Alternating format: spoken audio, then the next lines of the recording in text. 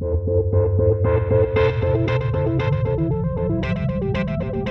this country, broad-based prosperity has never trickled down from the success of a wealthy few. It has always come from the success of a strong and growing middle class. That's how a generation who went to college on the GI Bill, including my grandfather, helped build the most prosperous economy the world has ever known. That's why a CEO like Henry Ford made it his mission to pay his workers enough so they could buy the cars that they made. And yet, for much of the last century, we have been having the same argument with folks who keep peddling some version of trickle-down economics. They keep telling us that if we convert more of our investments in education and research and healthcare into tax cuts, especially for the wealthy, our economy will grow stronger.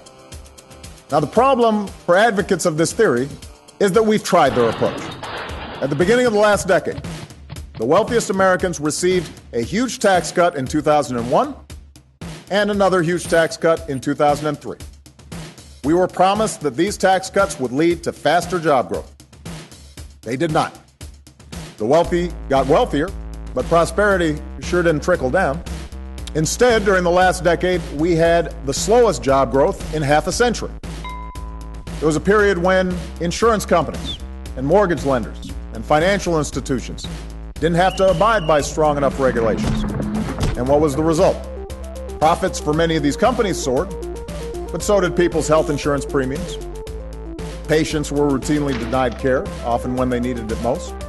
Families were enticed and sometimes just plain tricked into buying homes they couldn't afford. Huge, reckless bets were made with other people's money on the line, and our entire financial system was nearly destroyed.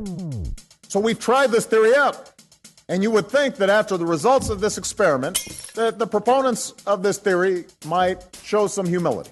You'd think they'd say, you know what, maybe some rules and regulations are necessary to protect the economy. Maybe, just maybe, at a time of growing debt and widening inequality, we should hold off on giving the wealthiest Americans another round of big tax cuts. But that's exactly the opposite of what they've done. Instead of moderating their views even slightly, the Republicans running Congress right now have doubled down.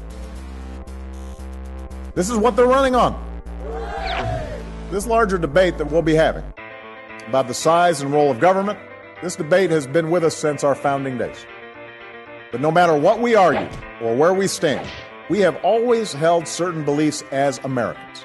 We believe that in order to preserve our own freedoms and pursue our own happiness, we can't just think about ourselves. We have to think about the country that made those liberties possible.